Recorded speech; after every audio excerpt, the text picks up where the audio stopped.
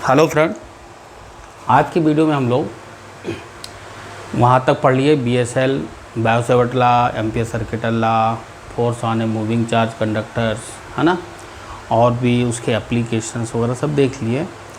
उसमें आपको मतलब जो मैग्नेटिक इफेक्ट ऑफ करंट था उसका पार्ट पूरा फिनिश हो गया था।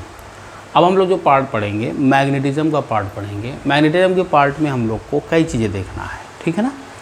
तो मैग्नेटिक इफेक्ट ऑफ करंट अलग हो गया और ये पार्ट अलग हो गया, लेकिन दोनों सब मैग्नेटिज्म में ही आते हैं। इसलिए NCERT लेवल पे तो अलग अलग कर सकते हैं, मगर कंपटीशन लेवल पे अलग अलग नहीं किया जा सकता, ठीक है ना। पूरा कंप्लीट मैग्नेटिज्म होता है।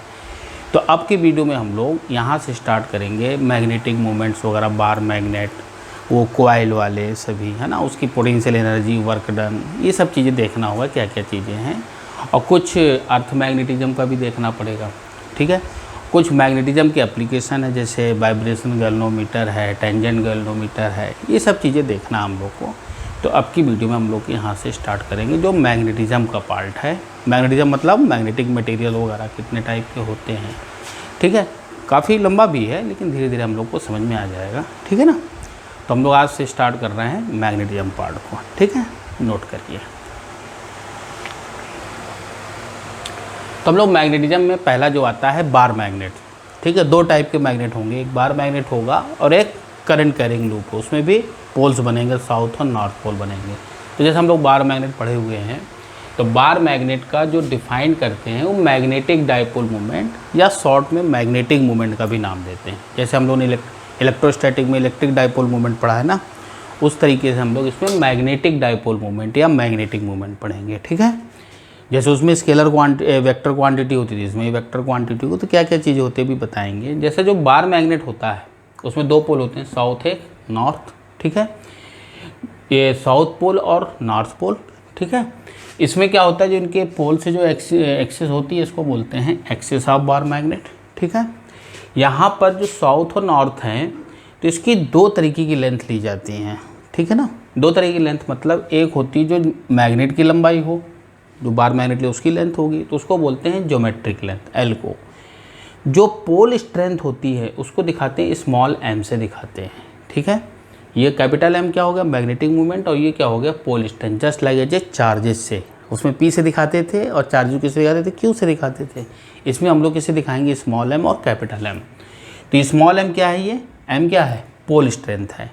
अब चूंकि उसमें जो डायरेक्शन होती थी मैग्नेटिक मूवमेंट की माइनस चार्ज से प्लस चार्ज की ओर होती थी, तो इसमें भी साउथ पोल से नॉर्थ पोल की तरफ मैग्नेटिक मूवमेंट की डायरेक्शन होगी। इसीलिए इसको बोला गया नेगेटिव पोल्स और इसको बोला गया पॉजिटिव पोल्स, ठीक है ना। या नेगेटिव चार्ज, ये साउथ पोल जो होगा किसके तरीके से एक्ट होगा, नेगेटिव पोल्स की नेगेटिव चार्ज के तरीके से, और नॉर्थ पोल किसकी तरीके से एक्ट होगा, पॉजिटिव चार्ज की तरीके से, ठीक है ना। तो इनकी जो पोल स्ट्रेंथ के बीच का डिस्टेंस होता है L0 होता है, ठीक है। ये लेंथ क्या होती है, मैग्नेट की लेंथ से कम होती है, ठीक है। इसी लेंथ को हम लोग क्या बोलते हैं, मैग्नेटिक और इफेक्टिव लेंथ बोलते हैं।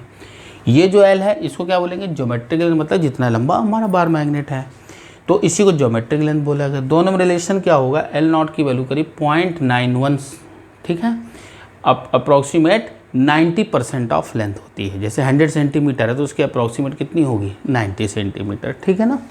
तो इसको क्या बोलेंगे, मैग्नेटिक लेंथ, इसको क्या बोलेंगे, ज्योमेट्रिक लेंथ। डायरेक्शन कहाँ से होगी मैग्नेटिक मूवमेंट की, साउथ से नॉर्थ की तरफ, ये ध्यान रखिएगा। कहाँ से कहाँ डायरेक्शन है, कैपिटल M की जो डायरेक्शन होगी वो डायरेक्शन होगी साउथ पोल से नॉर्थ पोल की तरफ। अब ये जो दोनों मैग्नेट होता है इसके बीच में जो पॉइंट होता है इसको बोलते हैं न्यूट्रल पॉइंट। यहाँ पर M की वैल्यू क्या हो जाएगी, 0। मिडिल पॉइंट होता है ना बार मैग्नेट, जहाँ पे पोल स्ट्रेंथ बिल्कुल क्या हो जाती है, 0 हो जाती है, ठीक है ना। ये तो बार मैग्नेट के बारे में हो गया, लेंथ में दोनों रिलेशन हो गया, इसको थोड़ा ध्यान रखिएगा, ठीक है ना। बना लीजिए इसको, फिर आगे इसमें मैग्नेटिक मूवमेंट के फॉर्मूले वगैरह उसके पॉइंट बेसिक निकालते हैं। देखिए इसमें तो हम लोगों ने बार मैग्नेट देखा था साउथ से नॉर्थ, ठीक है। इसको नेगेटिव चार्ज, इसको पॉजिटिव चार्ज, या नेगेटिव पोल और पॉजिटिव पोल्स बोलते थे। जस्ट लाइक ये इलेक्ट्रोस्टैटिक की तरह से कंपैरिजन कर रहे हैं। इसमें जो मैग्नेटिक लेंथ ले ली थी हम लोगों ने, अब वहाँ पे L0 ली थी, यहाँ पे हम लोगों ने L ले लिया, ठीक है ना, क्लियर। बस मैग्नेटिक लेंथ है। तो जो मैग्नेटिक डाइपोल मोमेंट है वो किस क्या होगा, M = M × L, ये ठीक है। जैसे P equal to Q into two L था कि नहीं था, dipole movement, electric dipole movement Q into L था, ठीक है ना। तो Q क्या था, उसमें चार्ज था, L क्या था, दोनों चार्जेस की भी डिस्टेंस था, ठीक है। डायरेक्शन कहाँ से थी, माइनस चार्ज से प्लस चार्ज की तरफ। तो इसमें भी हम लोग ने L ले लिया और Q की जगह क्या ले लिया, M L क्या है, इफेक्टिव लेंथ और मैग्नेटिक लेंथ जो अपन देख रहे हैं। स्मॉल m क्या है, पोल स्ट्रेंथ है, कितनी उसकी पोल्स की मतलब खींचने की शक्ति है, पोल स्ट्रेंथ है। ये कैसी क्वांटिटी है, स्केलर क्वांटिटी है।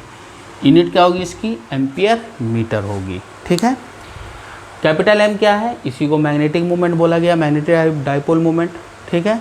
ये कैसी क्वांटिटी होगी, वेक्टर क्वांटिटी। डायरेक्शन कहाँ से कहाँ होगी, साउथ से नॉर्थ। यूनिट क्या होगी इसकी, एम्पियर मीटर स्क्वायर। ये यूनिट कैसे आती है, इसी यूनिट से ये यूनिट निकाली जाती है। ये यूनिट आएगी जो क्वाइल वाली होती है, उससे निकालेंगे हम लोग। फिलहाल इसकी यूनिट ध्यान रखिएगा, एम्पियर मीटर स्क्वायर, ठीक है ना। ये नोट कर लीजिए। फिर इसके बारे में मेन पॉइंट्स हम लोग बताते हैं। जो पोल स्ट्रेंथ के बारे में बात कर रहे हैं हम लोग, ये पोल स्ट्रेंथ है ना, यही था पोल स्ट्रेंथ। सबसे ज़्यादा स्ट्रेंथ कहाँ होती है, उसके एंड्स पे होती है। तो उसी चीज़ को हम लोग को लेना है और इससे रिलेटेड हम लोग मेन पॉइंट्स बताते हैं। इसको तब तक नोट कर लीजिए आप। हाँ देखिए, तो अपन लोगों ने बार मैग्नेट की पोल स्ट्रेंथ के बारे में बता रहे थे। तो पोल स्ट्रेंथ को डिफाइन कैसे करेंगे, जैसे पोल स्ट्रेंथ क्या है, तो वही बताया कि पहला पॉइंट है कि attracting power of bar magnet. जो बार मैग्नेट अट्रैक्ट करता है ना मैग्नेटिक मटेरियल्स को, तो सबसे ज़्यादा कहाँ पर होती है, उसके एंड पे होती है, बीच में तो होती नहीं, किनारे पे होती है। तो जितनी पावर होती है बार मैग्नेट की, वो सबसे ज़्यादा एंड पे पाई जाती है। उसी को ही जो है at known as pole strength, ठीक है ना।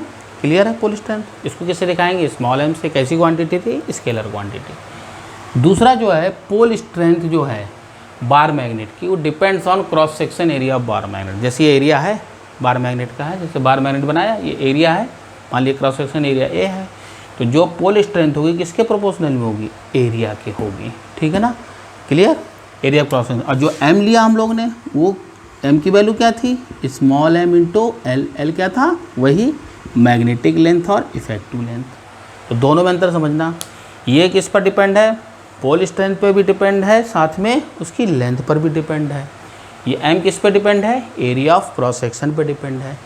तो इसके बेस पे कुछ छोटे छोटे क्वेश्चंस रहते हैं, उसको हम लोग लेते हैं। फिलहाल के लिए आप नोट कर लीजिए, फिर आगे इस पे बेस क्वेश्चंस लेते हैं। इसको कट करना, तब पोल स्ट्रेंथ क्या होगी, मैग्नेटिक मूवमेंट क्या होगा, ये सब लेता है, ठीक है। नोट करिए इसको आप। अब इस पे बेस क्वेश्चंस कुछ ले लेते हैं ताकि आपको समझ में आ जाए क्लियर। तो क्वेश्चन है, magnetic movement for a bar magnet having length कितनी है, एल है। तो ये मैग्नेटिक लेंथ मान लो, इफेक्टिव लेंथ मान लो, उसका मैग्नेटिक मूवमेंट कितना है, एम है। Now the bar magnet is cut into equal part. उसको इक्वल पार्ट में कट किया, ठीक है। इक्वल पार्ट में तो दो पार्ट में कट कर दिया, जैसे मैग्नेट है उसको दो पार्ट में कट करा है। Then find new magnetic movement of each part, मतलब हर एक का पार्ट का निकालना है। अब इसमें जो कट किया है दो टाइप से किया है। एक तो उसकी एक्सिस के लॉन्ग कट किया है, एक्सिस था ना जैसे नॉर्थ साउथ था, तो एक्सिस के लॉन्ग इसको कट किया है। दूसरा कह रहा है कट परपेंडिकुलर टू एक्सिस, यानी एक्सिस के परपेंडिकुलर ये हो गया, तो इसको यहाँ से कट किया दो पार्ट में। तो हर एक पार्ट का हमको मैग्नेटिक मूवमेंट निकालना है, कितना आएगा, नोट कर लीजिए, फिर इसको आगे डिस्कस करते हैं। तो पहले वाले पार्ट में आते हैं, कट अलॉन्ग द एक्सिस। ये एक्सिस थी, ये इसके अलॉन्ग अपन ने कट किया है इसको। तो जब कट करेंगे तो दो पार्ट ऐसे से निकल आएंगे। अब देखो इसकी लेंथ एरिया, लेंथ तो वही रहेगी, इसकी जो लेंथ है वो भी लेंथ एल रहेगी, ठीक है ना। लेंथ में तो कोई चेंज नहीं आना है क्योंकि एक्सिस के अलॉन्ग कट किया है। लेकिन इसका एरिया ऑफ क्रॉस सेक्शन क्या हो जाएगा, वो हाफ हो जाएगा। देखो पहले इतना बड़ा था, अब ये छोटा हो गया। इसका मतलब इसका जो एरिया होगा अगर देखा जाए तो इसका a/2 हो जाएगा, इसका भी a/2 हो जाएगा। तो अब इसमें फ़र्क क्या पड़ेगा, पोल स्ट्रेंथ का फ़र्क पड़ेगा। लेंथ तो वही रह गई। मैग्नेटिक मूवमेंट जैसे मान लो इसका m डैश है, तो m डैश क्या हो जाएगा, m dash into L dash, ठीक है। अब इसमें देखा जाए तो नया मान लिया m डैश है, तो m डैश की वैल्यू जब एरिया आधा हो गया तो यानी कि इसकी वैल्यू भी कितनी हो गई, m/2 हो गई, ठीक है ना। पोल स्ट्रेंथ आधी हो गई। एल डैश क्या है, वो सेम ही है। तो जो m डैश होगा किसके बराबर हो जाएगा, देखो यहाँ पे ध्यान से, ml/2। पहले कितना है, ml, इसका मतलब कितना आ जाएगा, m डैश/2 आ जाएगा। यानी नया मैग्नेटिक मूवमेंट कितना आ गया, m/2, जो प्रीवियस वैल्यू उसका हाफ हो जाएगा। अब परपेंडिकुलर इसको कट करना है, ठीक है। तो अब जब परपेंडिकुलर इसको कट करेंगे तो अब इस तरीके से आ जाएगा, ठीक है ना। तो जब परपेंडिकुलर कट करेंगे तो ये 2 पार्ट में बढ़ जाएगा। अब ये 2 पार्ट क्या होगा, इस तरीके से आ जाएंगे। अब जब 2 पार्ट इस तरीके से आएंगे तो कहने मतलब अब इसकी लंबाई क्या हो जाएगी, वो आधी आधी हो जाएगी, मगर एरिया क्या रहेगा, वही रहेगा। जब एरिया वही रहेगा तो कहने का मतलब m डैश की वैल्यू क्या रहेगी, m के बराबर, और l डैश वैल्यू क्या रहेगी, l/2 के बराबर। तो फिर नया m डैश कितना हो जाएगा बताइए, m dash into l dash. तो क्या हो गया, m डैश को जगह m रख दिया, इसकी जगह पे क्या रख दिया, l/2। तो इस केस में भी कितना हो जाएगा, m/2 हो जाएगा, ठीक है ना। तो कहने का मतलब दोनों केस में चाहे ऐसे कट करे चाहे वैसे कट करे, न्यू मैग्नेटिक मोमेंट क्या होगा, m/2 होगा, ठीक है ना। अगर मान लो कि इसको कहता है डायगोनली कट करने को, ये नोट कर लीजिए इसको, ठीक है। फिर आप नोट कर फिर आगे बढ़ते हैं। थर्ड केस है, मान लो कि मैग्नेट इस तरीके से है, ऐसे था ना मैग्नेट, इसका मैग्नेटिक मोमेंट मान लो कि m ही दे रखा है, लंबाई भी l दे रखी है, ठीक है, एरिया भी क्रॉस सेक्शन a दे रखा है, ठीक है। अब इसको अगर कट करना है हमको, तो कट करने में हम लोग ने अगर इसको डायगोनली कट किया, मान लो इधर से कट कर रहे हैं, ऐसे कट किया, ठीक है। तो इस सेक्शन में क्या होगा कि एक पार्ट तो ऐसा आ जाएगा, एक पार्ट क्या आ जाएगा, इस तरीके से आ जाएगा, और एक पार्ट अपना इस तरीके से आ जाएगा, ठीक है। अब इस तरीके से आने पे अब इसमें एरिया एक का है, लेकिन दूसरी तरफ एरिया घट गया, तो एरिया क्या होगा, a/2 हो जाएगा, पोल स्ट्रेंथ सेम रहेगी, ठीक है ना। तो इस केस में भी जो m डैश होगा वो m/2 होगा, अगर इसको डायगोनली कट किया जाए तो, ठीक है ना, डायगोनली कट कर रहे हैं अगर, ठीक है ना। तो ये अपन ने एक पार्ट बता दिया ताकि आपको समझ में आ जाए, ठीक है ना। तो कट करने का पॉइंट ले लिया। अब हम लोग अगला जो क्वेश्चंस लेंगे उसमें 2 मैग्नेट लेते हैं, 2 बार मैग्नेट, तो उसका नेट मैग्नेटिक मोमेंट निकालना कैसे होगा, बना लीजिए, फिर अगला क्वेश्चन लेते हैं।